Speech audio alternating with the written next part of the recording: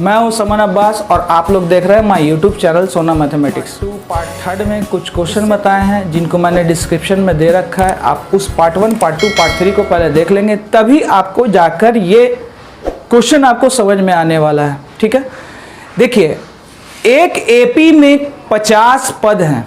Question है कि एक एपी में 50 पद है जिसका तीसरा पद 12 है और अंतिम पद 106 है। एक एपी में टोटल 50 पद है जिसका तीसरा पद 12 है और अंतिम पद 106 है। हमको इसका 29वां पद ज्ञात करना है। तो देखिए सबसे पहले टोटल यहाँ पर बोल रहा है कि टोटल कितने टर्म्स है, 50 टर्म, यानी 1 से लेके 50 तक यहाँ पर टोटल टर्म्स दिए हुए हैं जिसका तीसरा पद 12 है। तो चलिए देखिए, अकॉर्डिंग टू क्वेश्चन T3 12, ठीक है। टोटल जो था मेरा एक चीज और था, अंतिम पद 106 है। अंतिम पद 106, टोटल 50 पद था, है ना। अंतिम पद 106 है। क्वेश्चन में कह रहा है कि जो मेरा अंतिम पद है, जो लास्ट टर्म है, वो मेरा कितना है, 106।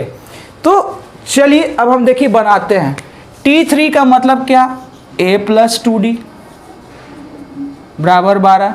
हम एक काम करते हैं, 2d को इधर फेंक देते हैं, तो 12 - 2d, इक्वेशन फर्स्ट।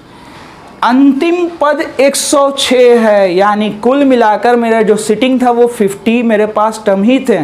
तो अंतिम पद का मतलब अंतिम पद पे कौन, 50वें पद पे कौन है, 106, यानी a + 49d बराबर 106। अब आप देख सकते हो a बराबर कितने के है, 12 - 2d निकला ना। हम यहाँ पे a की जगह बैठा दिया, 12 - 2d + 49d बराबर 106। चलिए 12 49d में से 2d चला गया, क्योंकि माइनस प्लस माइनस होता है, तो मेरा बचा +47d बराबर 106।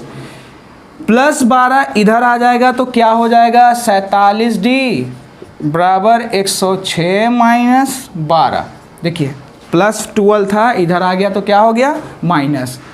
चलिए 47d, 6 में से 2 गया 4, ठीक है, 10 में से 1 गया 9। 47 के टेबल से ये कैंसिल हो गया, कितनी बार में, 2 बार में। तो मेरा डिफरेंस कितना आया, 2 का। अब हम इस वैल्यू को समीकरण 1 में रख देंगे। समीकरण 1 में d का मान रखने पर तो a बराबर 12 - 2 × 2, तो 12 में से 4 जाएगा, कितना बचेगा, 8। हमको क्वेश्चन कह रहा है कौन सा पद ज्ञात करने के लिए, 29वां पद ज्ञात करने के लिए। चलिए अब हम निकाल देते हैं 29वां पद, यानी T29, यानी a + 28d। तो a का वैल्यू हम जनरली देख रहे हैं यहाँ कितना है, 8, 28, डिफरेंस कितने का, 2 का। तो अब आप यहाँ पे जनरली जान रहे हो कि 28 को हम पहले 2 से गुना करेंगे, 28 दूनी 56, 56 और 8 64। इस तरह से ये मेरा वैल्यू 29वां पद का निकल गया।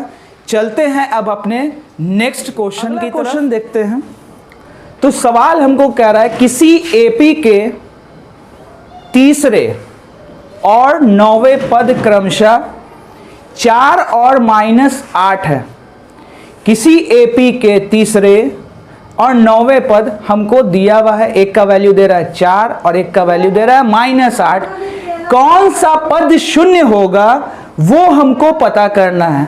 तो देखते हैं, तीसरा पद दे रहा है यानी T3, तीसरा पद हमको दे रहा है 4, यानी a + 2d बराबर 4।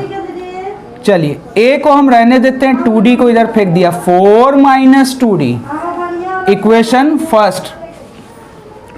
अगला क्वेश्चन पढ़ा हुआ है 9वें पद।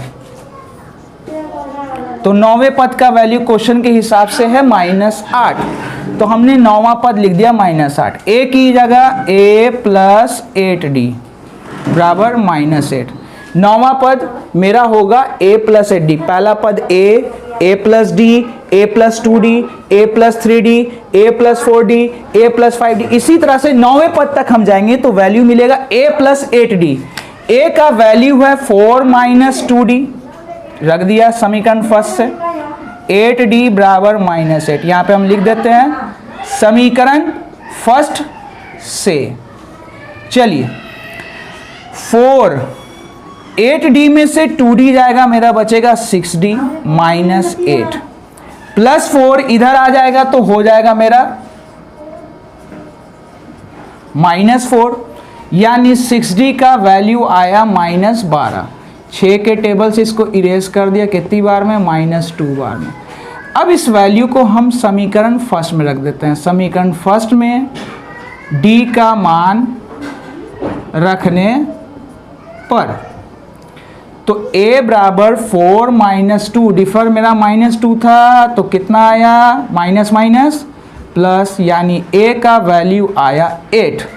क्वेश्चन हमको पूछ रहा था कि कौन सा पद जो है वो मेरा शून्य होगा, है ना? कौन से पद पे शून्य होगा? तो देखिए हम करते हैं क्या, 8 डिफर 2 का था, 8 में से 2 जाएगा 6, 6 में से 2 जाएगा 4, 4 में से फिर -2 करेंगे 2, 2 में 2 गया 0। अब हम यहाँ पे गिन लेते हैं कौन से पद पे शून्य है, पहला, दूसरा, तीसरा, चौथा, पांचवा। तो यहाँ पे लिख देंगे 5वां पद शून्य होगा।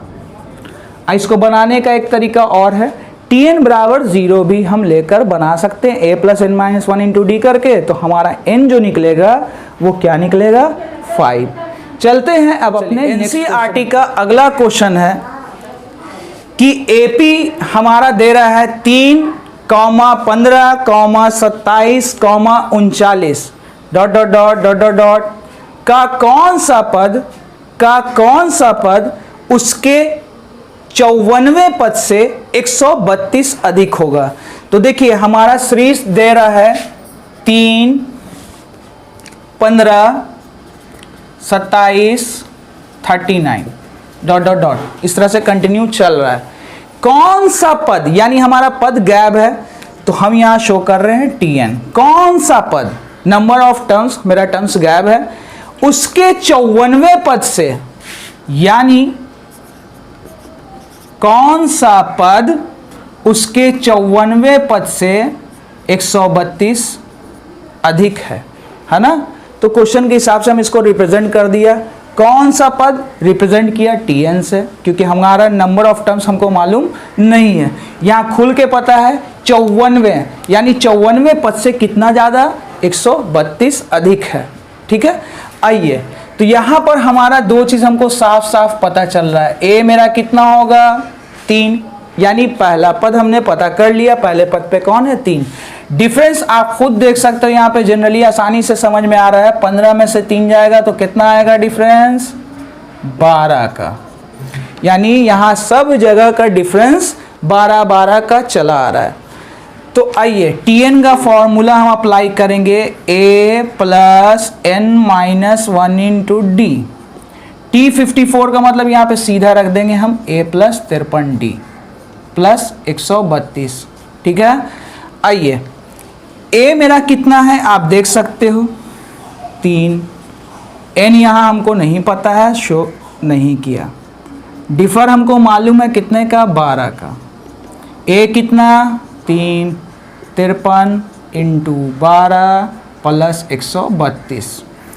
आइए 3 जैसे था वैसे 12 को n से गुना किया, 12n, 12 को 1 से करेंगे -12, 3 प्लस 12 को 53 से गुना किया जाए, 53 को 12 से गुना किया तो 12 3 36, 12 5 60, 636 आया प्लस 132।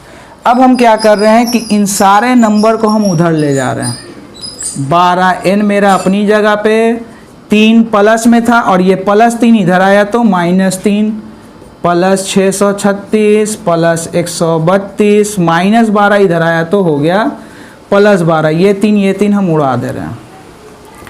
चलिए अब इन पूरे 636, 132 और 12 को जोड़ा जाए।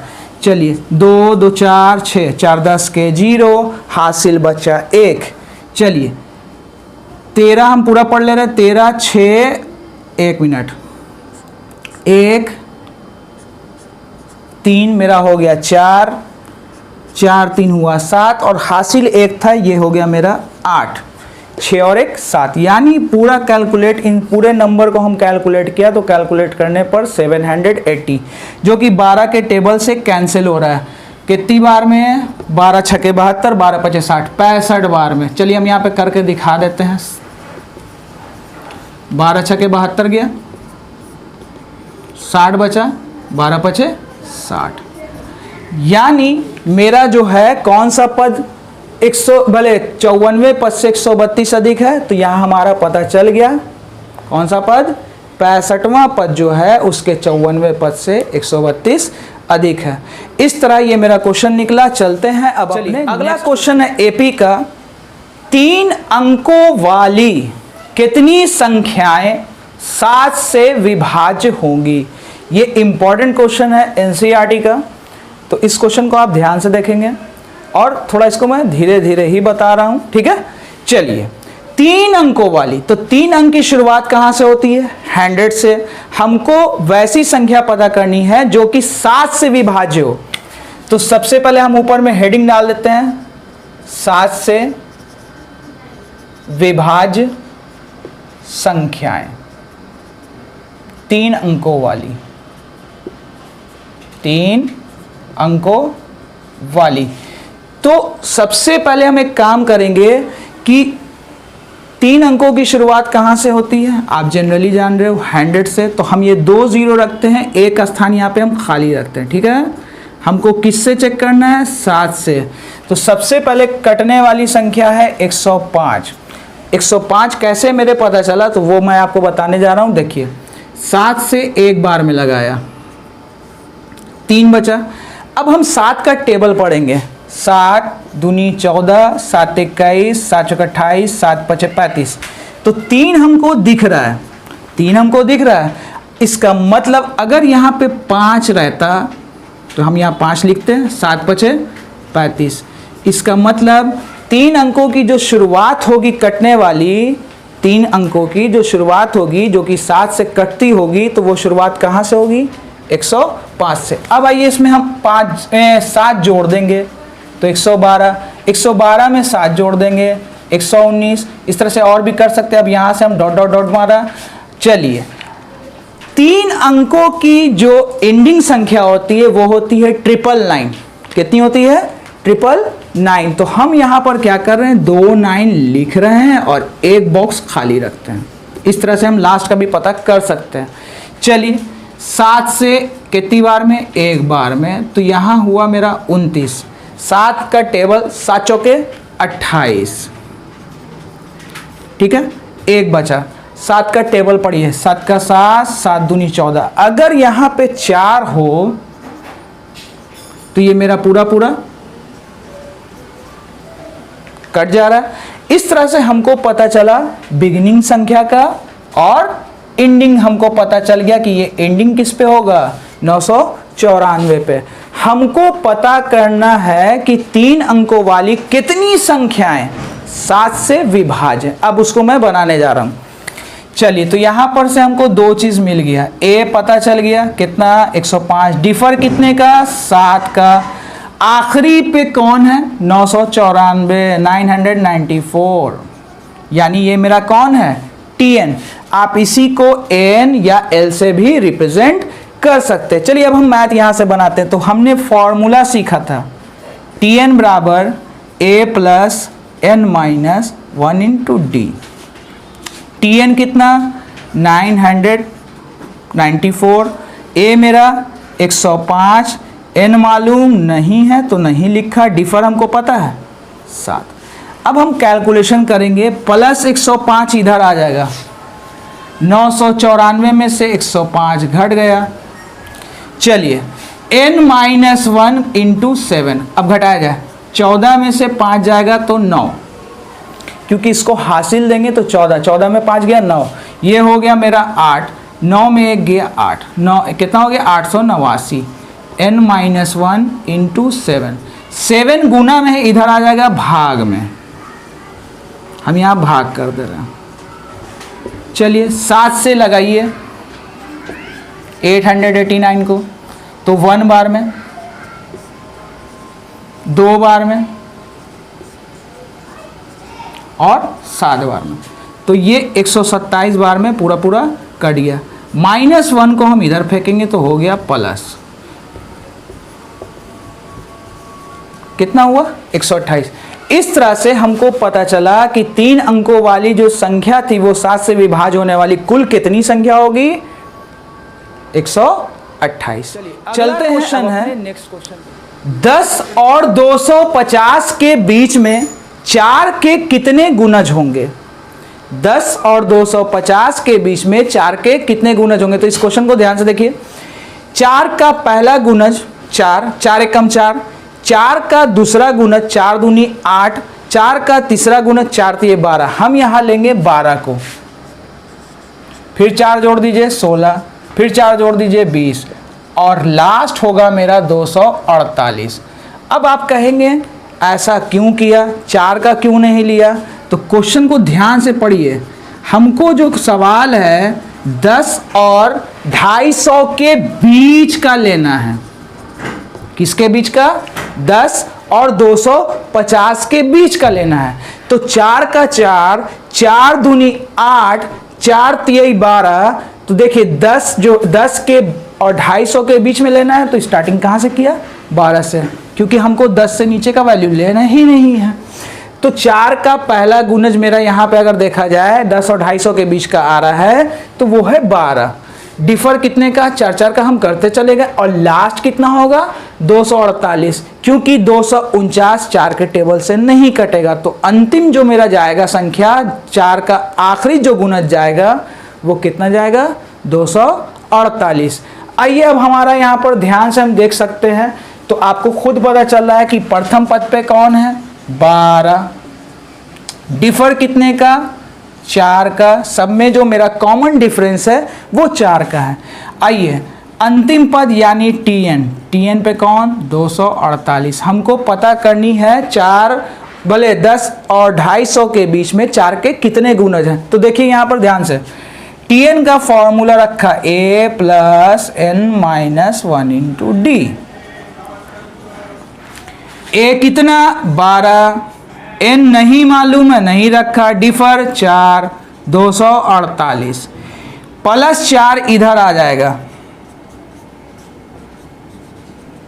248 - 12 कर देंगे। चलिए कर देते हैं हम इधर n-1 इंटू 4, 8 में 2 गया 6, 4 में 1 गया 3 और इधर 236। 4 के टेबल से ये कैंसिल हो रहा है, 4 पचे 20, 3 और 6 बता 36, 4 9 36, -1 को इधर हम फेंक दिया तो 59 में 1 को जोड़ दिया, टोटल कितना आया 60। इस तरह से हमने एपी के इस पद को निकाल लिया। अगर आपको वीडियो पसंद आई हो तो इसको लाइक, शेयर, सब्सक्राइब और कमेंट करना ना भूलें। धन्यवाद।